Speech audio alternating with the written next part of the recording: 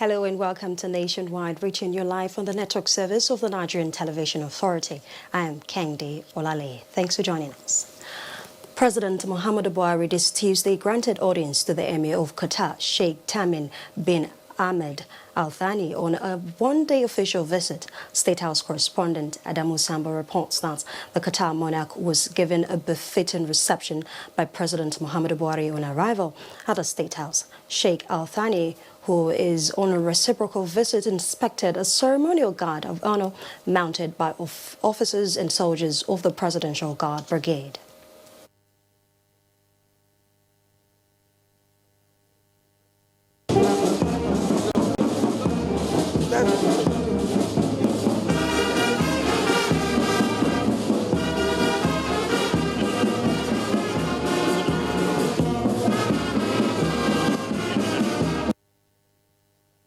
NT News recalls that during President Muhammadu Buhari's visit to Doha in February 2016, two agreements were signed aimed at deepening relations between Nigeria and Qatar. They were on the avoidance of double taxation and the prevention of fiscal evasion with respect to tax income, as well as bilateral air service agreement aimed at standardizing the model of aviation business and increasing flight frequency in destination. Details on the Qatar Emir's visit are still sketchy, but as at the time of this report, high-level discussions are ongoing between the leadership of both countries behind closed doors.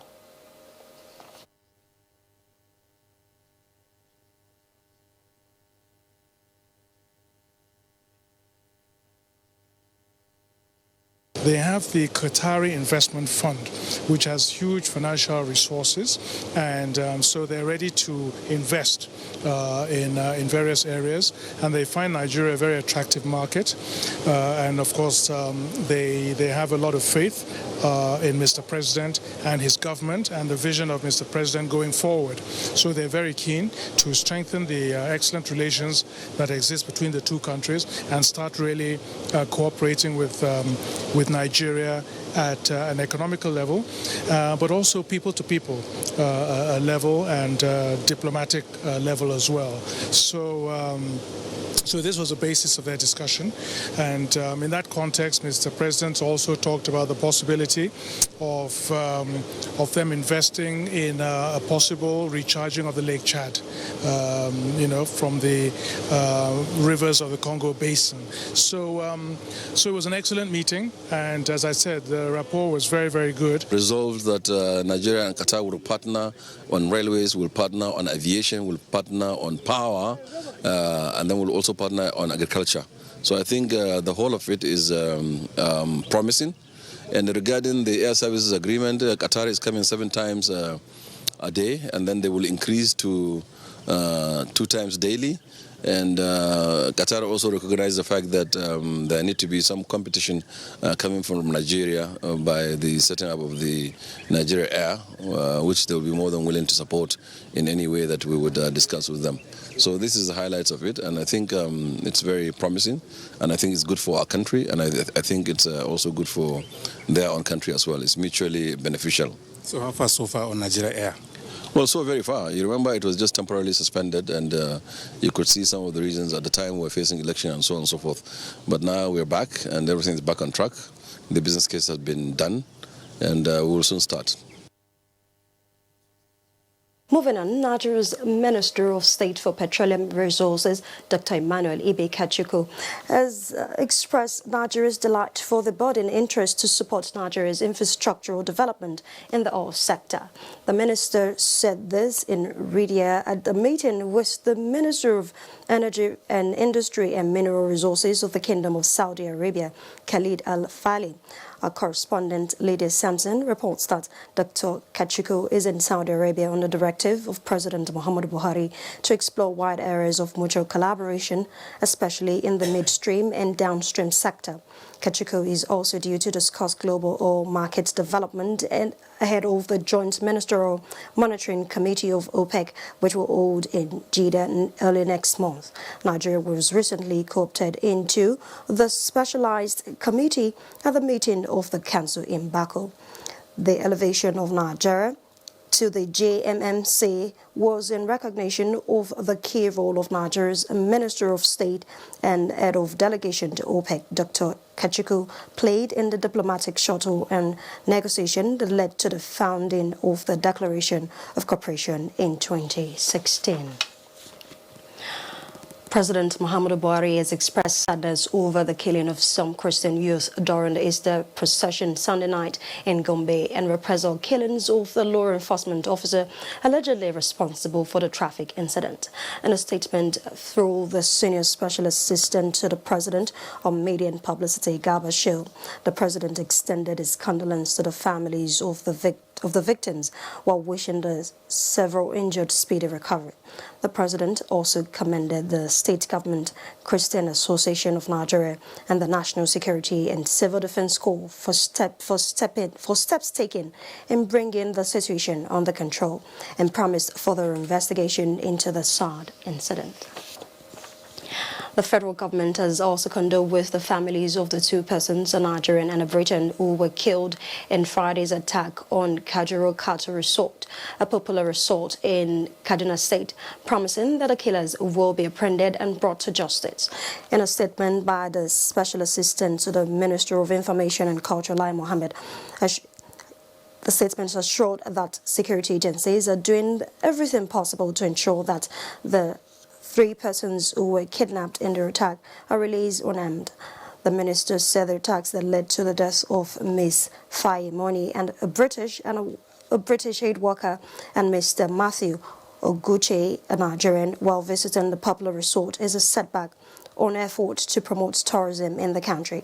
The minister, in his message, assured that security agencies will leave no stone unturned in their efforts to apprehend the killers and bring them to justice.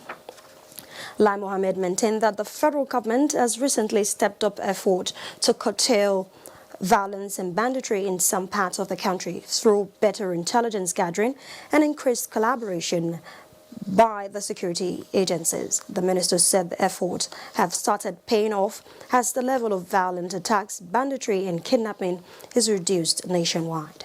Lai Mohammed said government will not relent until all parts of the country is safe for all, whether they're tourists, business people or ordinary Nigerians who just want to live their lives under an atmosphere of peace and security.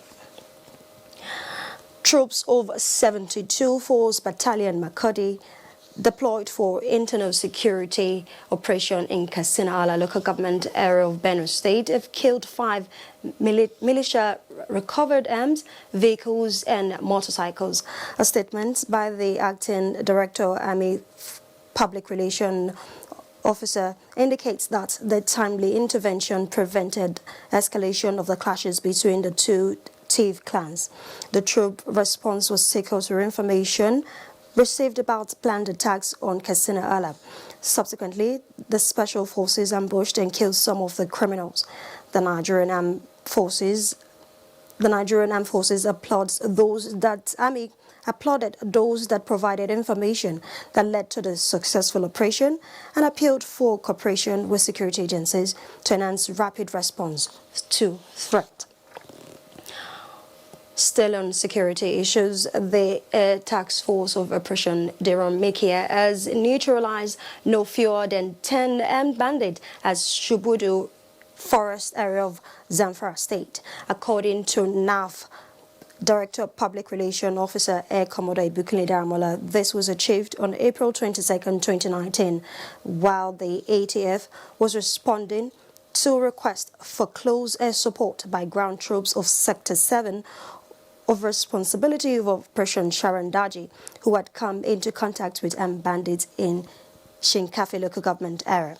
Meanwhile, the Nigerian Air Force has taken delivery of 2 Augusta 109 power attack helicopter, which are currently being assembled for induction during the forthcoming 2019 NAF Day celebration taking place in Abuja from the 27th to the 29th April 2019.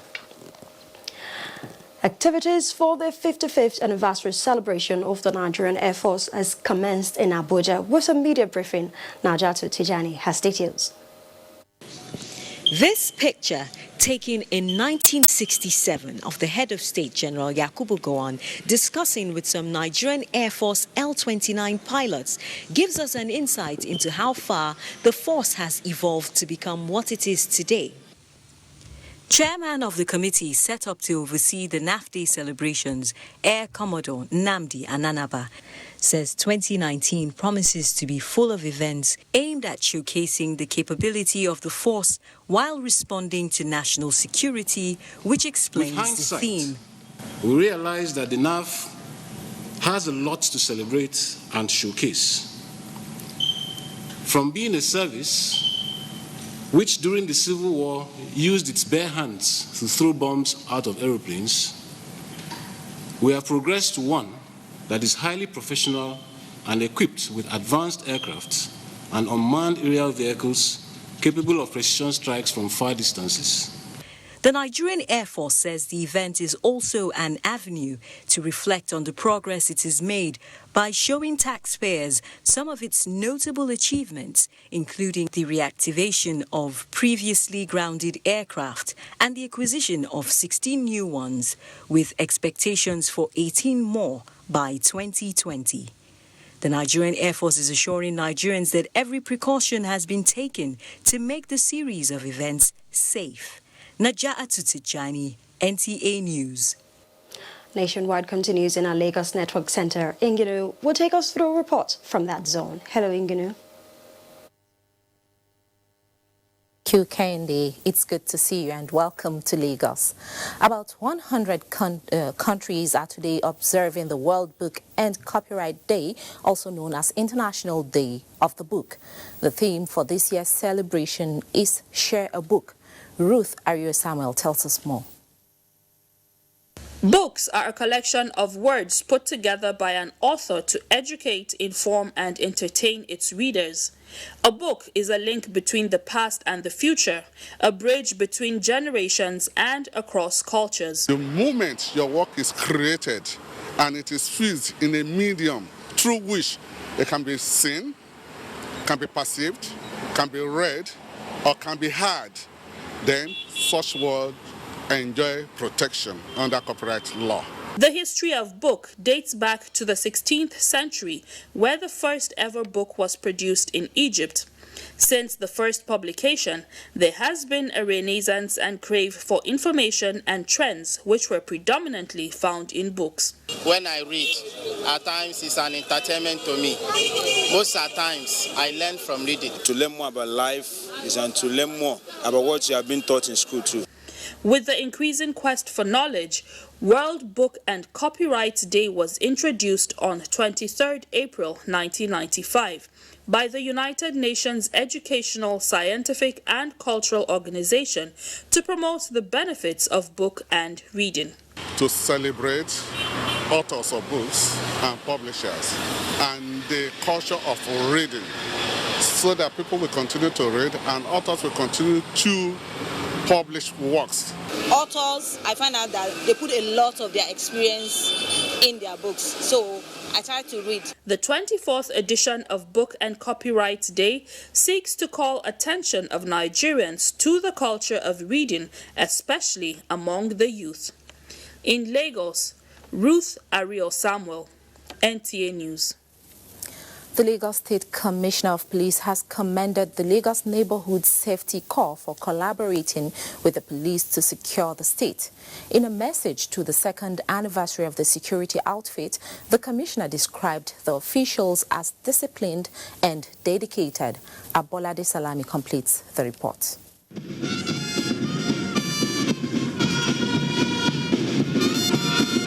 It is often said that security is everybody's business. When a group of people now take it upon itself to protect lives and property, it is worthy of commendation.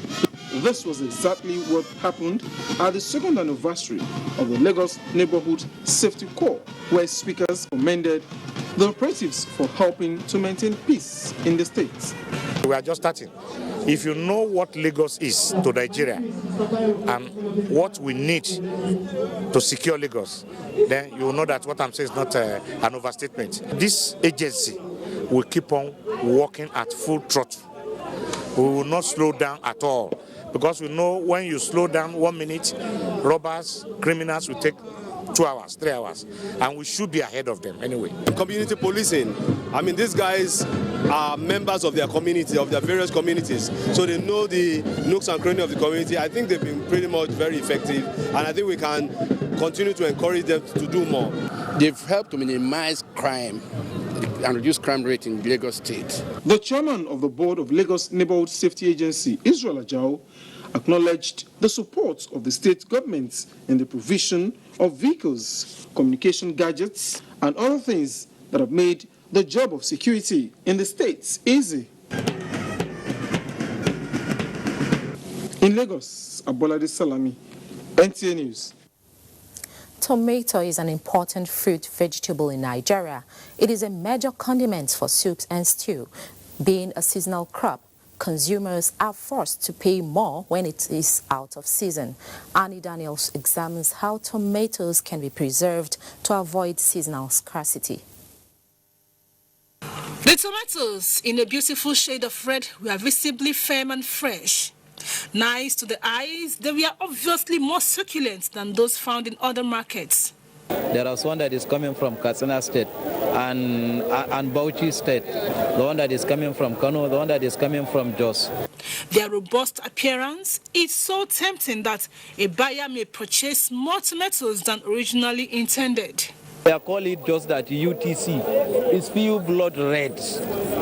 It is less in water, less in seed, thick in skin. If you press it like that, you can see it is very strong.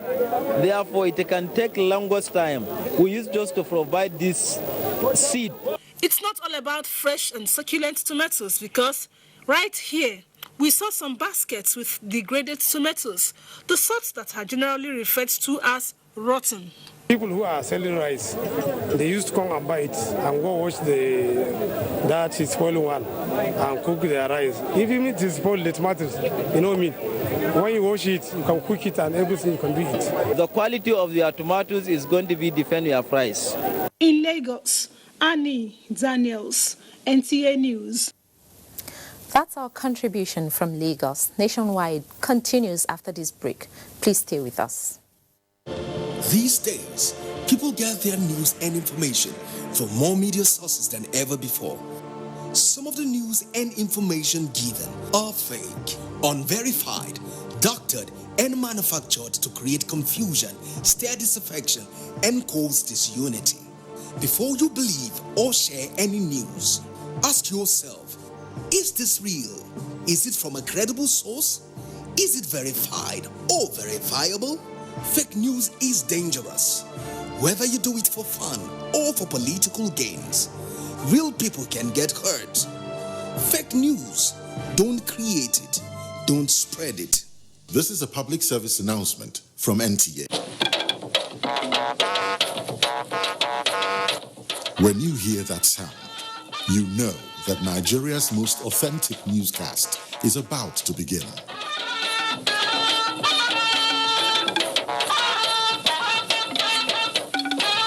NTA Network News, breaking the news for over 40 years.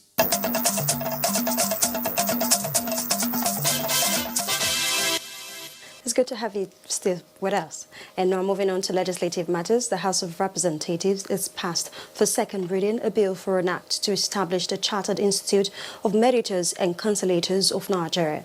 The lawmakers, on resumption on Tuesday's plenary after Easter break, deliberated on the bill which seeks to determine standards, knowledge and skill required of persons to qualify for registration as members. The House agreed that alternative dispute resolution mechanism, which forms the highlight of the bill, would lessen the rigor and financial burden of litigation. In another development, the House has, in support of a motion on the Tiv Jukun crisis in Taraba State, resolved to investigate underlying causes of the crisis. It also urged increased security presence in affected communities and prompt assistance to the victims. 8 House of Representatives members-elect from Niger State have pledged to abide by the decision of the party All Progressives Congress over the leadership of the 9th Assembly. Member-elect representing Lapai Ageye Federal Constituency, Abdullahi Mahmoud, in company of all the members-elect and Niger State APC Chairman, disclosed this decision at a press briefing in Mina. Dauda Mohammed reports. Speaking on behalf of the 8 House of Representatives members-elect from Niger State, Abdullahi Mahmouda hinged their decision on the outcome of meetings held with the state governor, party executives and other members which resolved to respect party supremacy in picking the leadership of the 9th Assembly. We, members-elect from the Niger State, the North Central region, have resolved to support Honorable Femi Gbajabiamila, who is also the leader of the 8th Assembly, who will support him to become the Speaker in the 9th Assembly. Niger State All Progressives Congress Chairman Jibril Imam, speaking earlier, described the decision taken as the outcome of several meetings both at the national and regional levels to harmonize the party's stand on the leadership arrangement of the 9th Assembly. Out of 10 House of Representatives members-elect in Niger State, only 5 attended the meeting, while 3 sent apologies with 2 members absent. In Mina, Dauda Mohammed, NTA News. The former Chief Justice of Nigeria, Walter Onoge's name has been removed from the National Judicial Council member list over the weekend. He was tried, convicted and found guilty over non-declaration of assets by the Code of Conduct Tribunal. What are the implications of the trial? How will this uphold the fight against corruption in Nigeria? Abdulkarim Mohammed Zurum has details. Reactions still trailed the judgment of the Code of Conduct Tribunal over the case of the former Chief Justice of Nigeria, Walter Onogen. While some say it is a bit harsh, public affairs analyst Ibrahim Modibo lauded government's efforts to curb corruption in all fronts. I must commend the judiciary and also commend the government for this wonderful thought of bringing to justice people that were generally considered as untouchables. Legal practitioner Ali Olimu believes that for progress to reign in the system, individuals must be made to pay for their actions irrespective of position. When the common man is put on trial, you don't see the public outrage. But when a big man is involved, you see people crying from all sorts of nooks and crannies of the country. For us to move forward, we must all be equal before the law. It would be recalled that the judgment was passed last week and the former CGN has promised to appeal the case. In Abuja, Abdulkarim Mohammed Zurmi, NTA News. Oro indigents, men in diaspora have been called upon to prioritize the development and progress of the town. This was at a special Thanksgiving service in appreciation of Supreme Court's judgment in favor of the community. Ahmed Fulani has details. Oro is the country home of the Minister of Information and Culture, Alhaji Layi Muhammad, and in continuation of their Thanksgiving service to God for their victory at the Supreme Court in Abuja, converged at St. Andrew Catholic Church, Oro, where Christians asked God to continue to uplift the sons and daughters of the community. It was indeed a happy reunion for the indigents of Lakele area of Oro town as they converged on St. Andrew Catholic Church, Oro, to appreciate God for favorable Supreme Court judgment. The Paris praised Reverend Father Joseph Awoyale and National President Oro Community, Ode Alayoku, advised Oro indigents to live harmoniously with one another towards the development of the town. My message to the people of Oro Town is to continue to have the fear of God. Both Christian and Muslim. You can see that we are like one family. And so that is the spirit for our progress and improvement.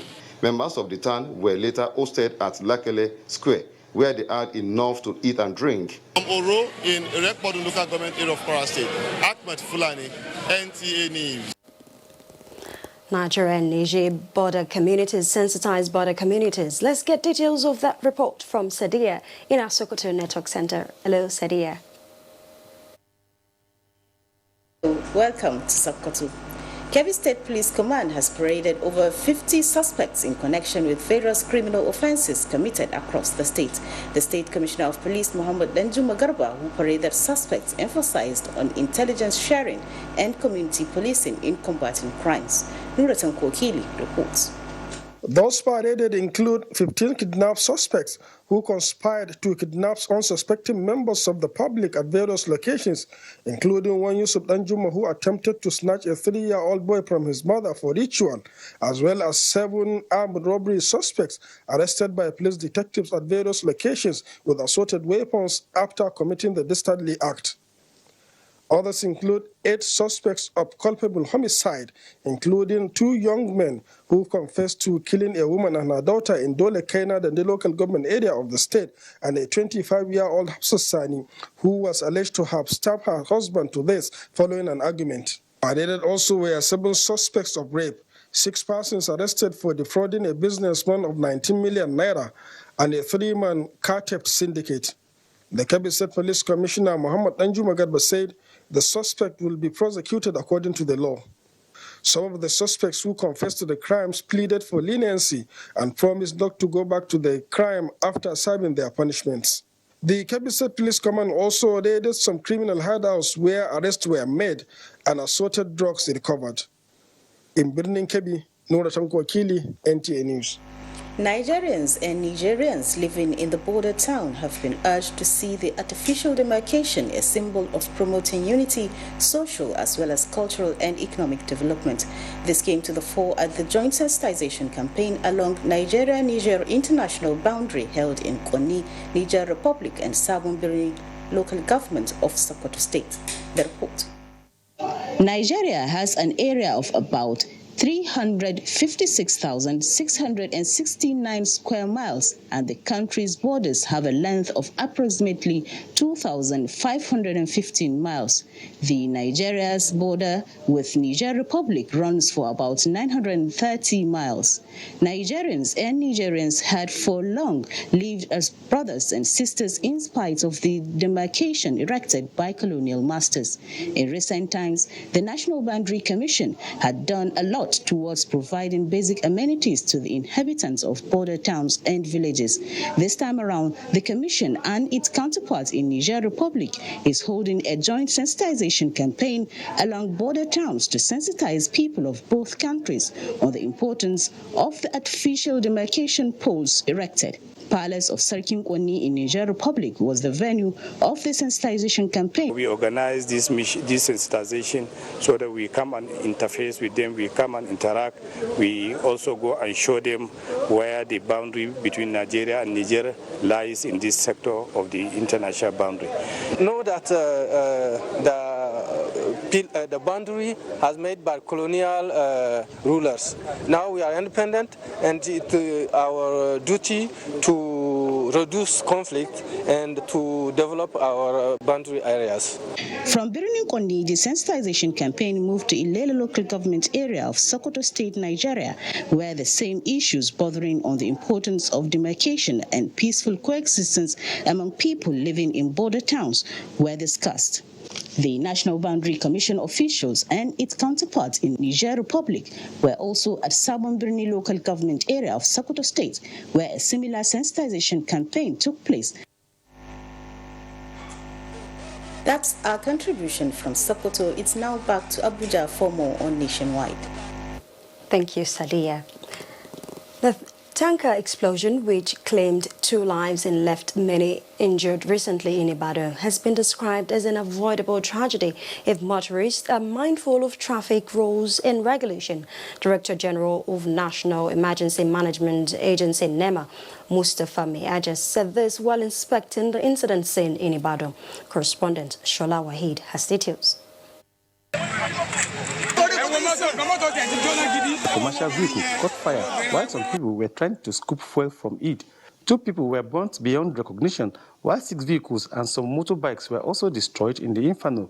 Director General of National Emergency Management Agency, NEMA, Mustafa Mayaja, represented, while inspecting the scene of the accident and the damage caused by it, advised drivers and road users to be mindful of traffic rules and regulations to avoid road carnage. What is important now is how to bring succor to our brothers and sisters who were affected. That is of our immediate concern now. Then the other agencies will take care of their responsibilities and come up with a position so that all of us will all key to it here. During the course of that fire, the fire services men were here, but it took them 45 minutes to assess the venue of that incident. Because of what?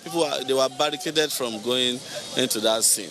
If they had allowed them, this incident wouldn't have escalated to this point. When our men got there, we turned out Gbagi, which is the nearest station to the place. Then our headquarters, we turned our crew also to complement their efforts. He emphasized that federal government will continue to ensure that the lives and property of the people are secured and advise sympathizers and onlookers at tragic scenes to always give considerations to rescue operatives during disaster to minimize casualties. In Ibadan, Shola Wahid, NTA News. As the world marks World Book and Copyright Day, there is the need for Nigerians, particularly youth, to embrace better reading culture to enhance their mental capacity. Abdusalam Jibril in this special report explores reasons behind poor reading habits and the important role libraries play in inculcating permanent literacy through reading. The late literary icon, Professor Chinua Achebe, once said, "He who stops reading stops living."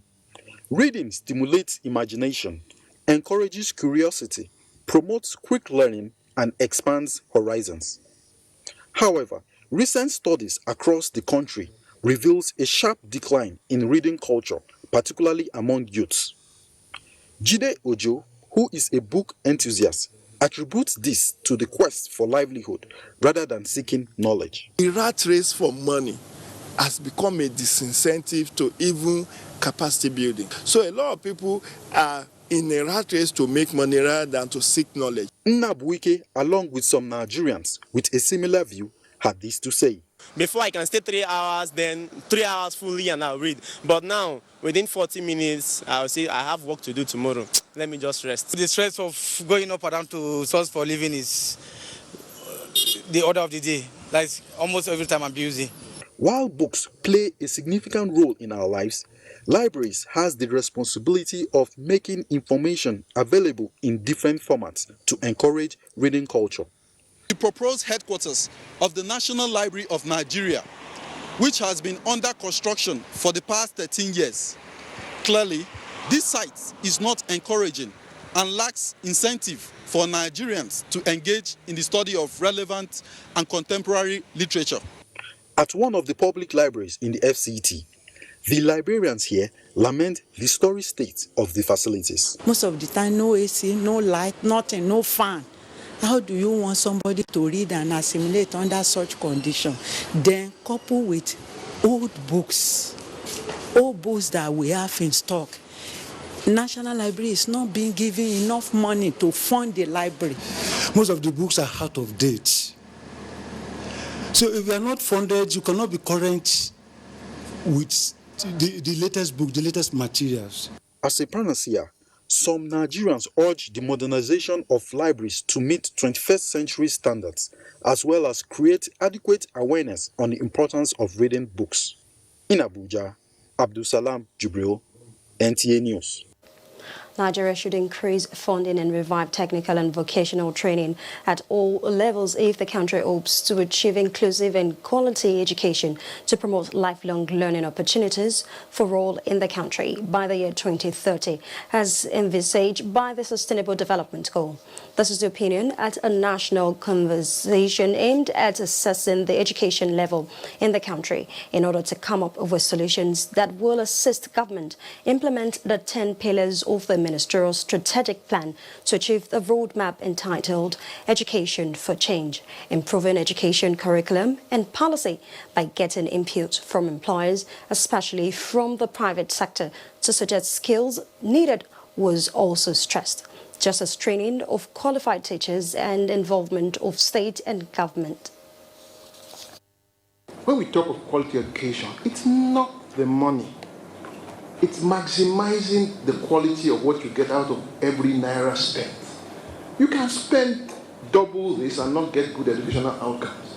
It is our responsibility today to see that even the policies that have been promulgated are implemented. We're choosing education because it is very much interwoven with the welfare of individuals, welfare of Nigerian poor, which is the place where we have our primary interest.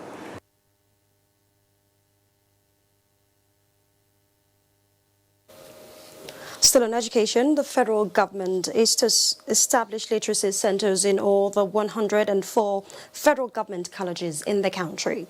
Permanent Secretary, Ministry of Education, Sonny Ochono, stated this at the launch of the pilot literacy center at the federal government college, Otobi, Benue State, which is one of the centers of the 6 to be established across the country. The first phase is starting with 20 federal government colleges targeting non-literate cadre workers such as matrons, cooks, watchmen, drivers, cleaners, gardeners, as well as all the people within the host communities. Ochono said the plan is to achieve the Sustainable Development Goal SDG4, which is ensuring inclusive and equitable education, as well as promote lifelong learning opportunities for all.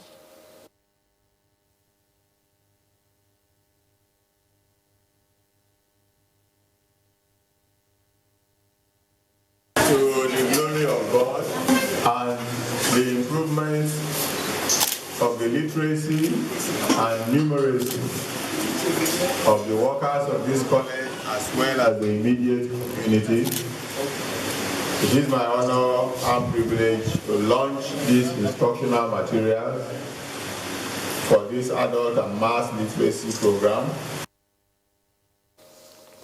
It's time to link up with Agatha in our Benin Network Center for more reports on Nationwide. Hello, Agatha. Hello, Kende. A warm welcome to Benin. The federal government has said that it will not rest on its oars to sustain effective road maintenance mechanism through the intervention of the Federal Roads Maintenance Agency, FEMA. This is coming at a time the agency is carrying out rehabilitation of some roads in Agbo and Warri axis of Delta State. Austin Edemodu reports. Since the beginning of the current administration, the Federal Road Maintenance Agency, FEMA, has stepped up its activities in tackling the menace of dilapidated roads that have surpassed their lifespan across the country. At Umunede Agbo axis, major repairs are being carried out on failed portions with potholes. The rehabilitation, which comes in phases, involve excavation work, concrete base and asphalting. Over the years now, this place have been like abandoned area. But with this now, I believe the stores over here are going to appreciate the government. Similar intervention has also taken place at Warri Seple Amukbe axis, which has over time become a nightmare to road users. This work done by farmer, I think, is encouraging. It's encouraging and it's good. And I know by the grace of God, those daily accidents that used to take place here will not take place again. However, the Federal Road Maintenance Agency, FEMA, is of the opinion that the current rehabilitation exercise will only have a lasting impression if people desist from blocking the drains, inasmuch as the intervention will be sustained across the country. We call it Operation Safe Passage. It's to make all our roads pothole-free and all face sections repaired. We have done the same thing in other places too, just like Benin, Agbo, Asaba Expressway.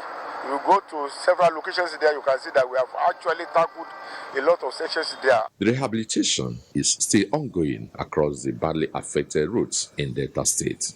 I'm Austin Edemodo, NTA News. The Oba of Benin, Ewai II, has sued for the reactivation of the Police Community Relations Committee to help in the fight against insecurity and criminality in the society.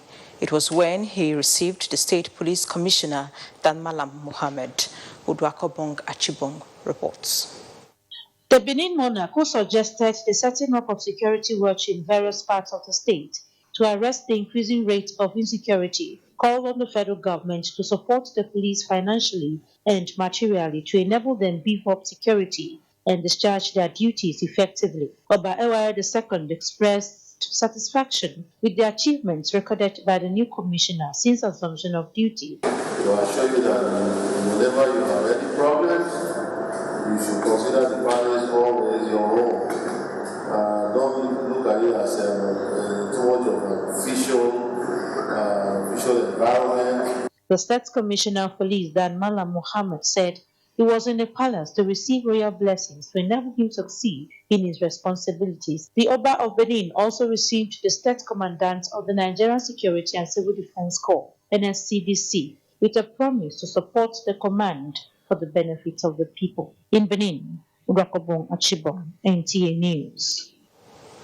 That ends our package. Kende, it's back to you. Thank you, Agatha. Well, it's time to take another break. More news after this time out. Don't go away. You can follow us on all our social media platforms: Facebook at NTA Network News, Instagram at NTA Network, Twitter at NTA News Now, YouTube at NTA News Online. Or visit www.nta.ng. For live streaming, visit www.nta.ng/live. Now, you can stay updated on the go, be it on your TV, iPhone, laptop, or iPad, or download the NTA mobile application from your Play Store or App Store. NTA, you can beat the rich.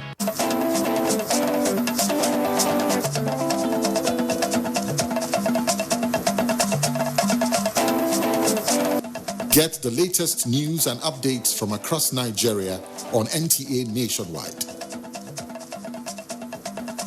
NTA Nationwide, weekdays by 4 p.m. Get it first. Get it fresh.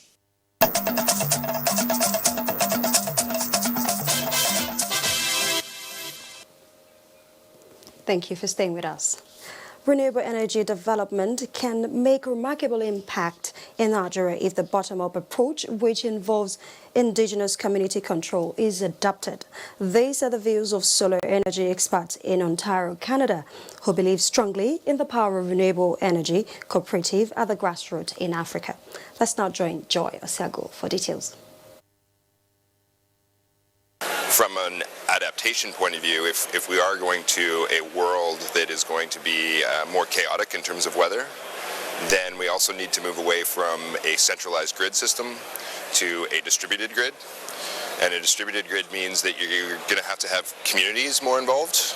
To maximize the economic benefits and public endorsement for clean energy sources like wind and solar, community participation and ownership is imperative, as observed by Ontario solar advocates like Matt Zipkin. And we've seen that here in southern Ontario with wind, so not with solar as much. The reason why they're able to do it is because the people actually want it. While developed economies like Germany and Denmark have made tremendous progress with the community involvement and ownership, Lisa Olke is pushing for more African countries like Nigeria to get the communities involved in renewable energy projects, as they create a multitude of benefits in comparison to commercially developed projects. And solar energy doesn't require a huge infrastructure. You don't need transmission lines. You don't need transformers. In Ontario and in Canada, as well as North America, we see Africa as a very, very large emerging market. Renewable energy enthusiasts in Ontario strongly believe that when the strategies for inclusive economic development are situated within a framework grounded in the traditional values of the people and community investment, countries like Nigeria can overcome the obstacles standing between the people and wealth. In Ontario, Canada, Joy Usiago, NTA News. Kaduna Network Center is our next stop on Nationwide as farmers in Kano appeal for completion of the Gahari irrigation farm. And Rukia is our guide. Thank you, Kendi. Glad to have you join us in Kaduna, beginning with transport service. The Kaduna-Abuja train service has been receiving high turnout of passengers recently. With the Easter celebration over, Abdullahi Muhammad examines passengers' turnout and the ticketing process at the Rigasa train station in Kaduna. His reports. It's been a very busy day for a lot of people who turn out early in the morning here to buy tickets on their way to Abuja. You can see a lot of people are on the queue to buy tickets. Some have explained that they got it easy, but others say no, there's still a lot of things to correct in the process of buying the ticket. Mr. Abiodun here also tries to share his experience. Mr. Abiodun. Yeah, the effort is not very good. The only correction or advice there is the effort of the manual issue.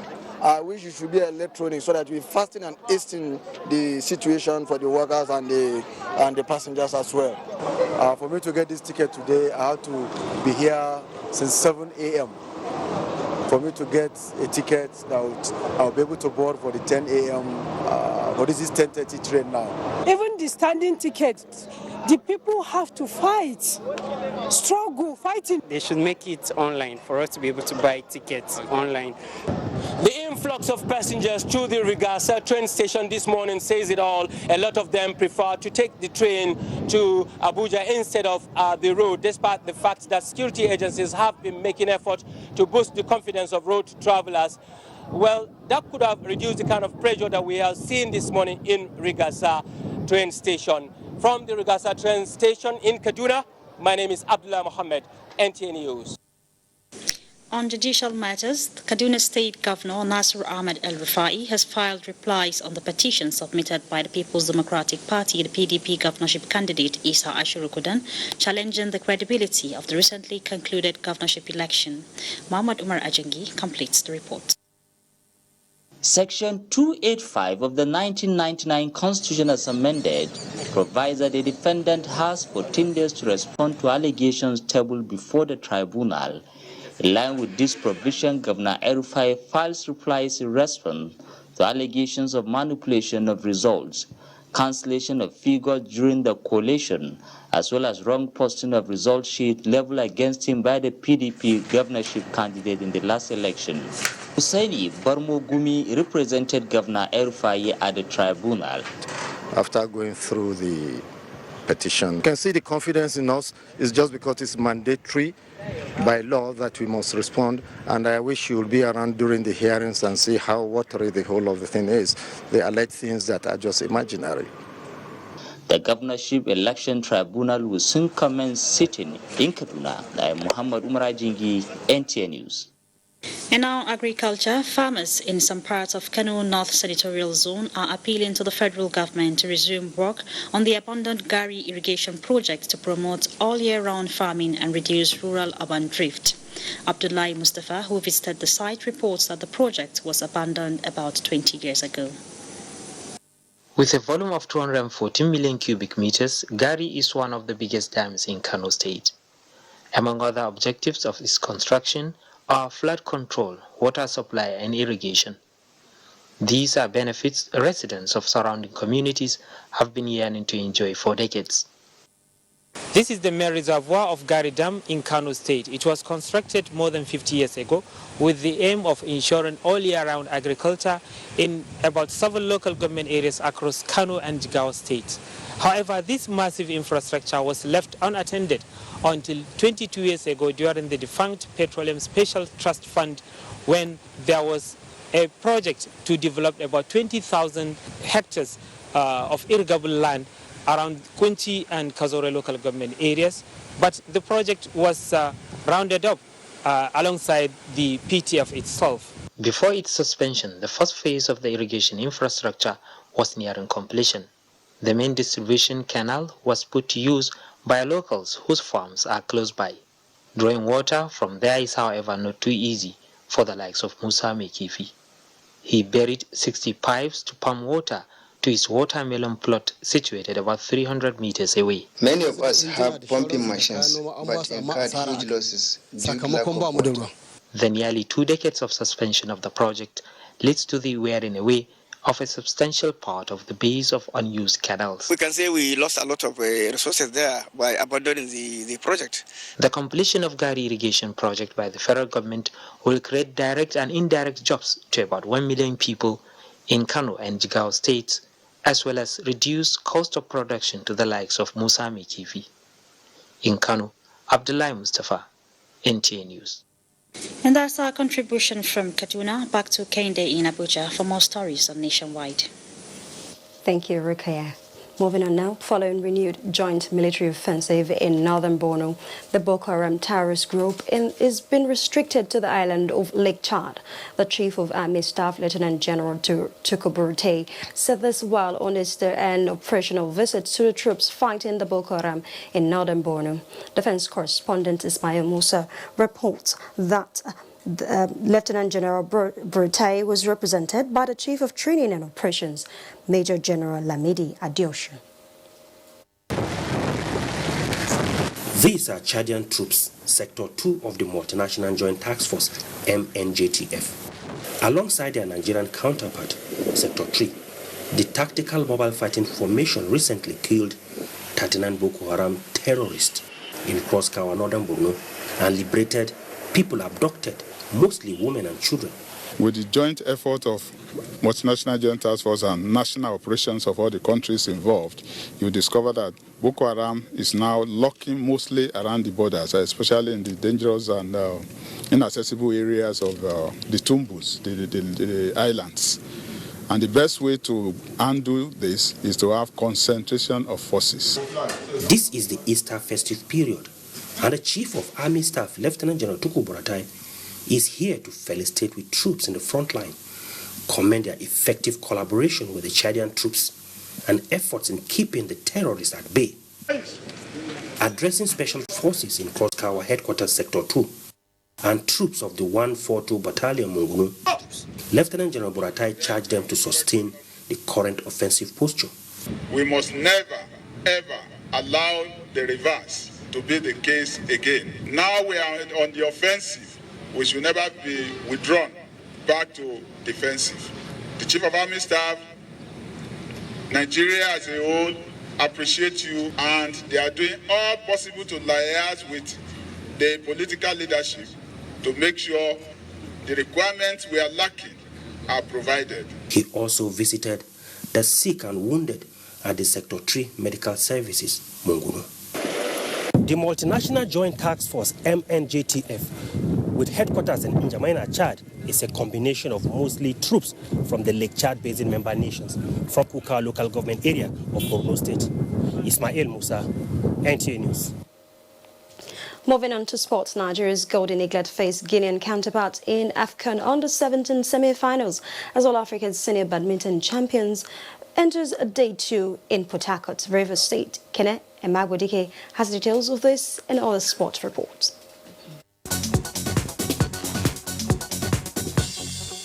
Nigeria's Golden Eaglets will on Wednesday face Guinea in the first semi-final of the ongoing Africa Under-17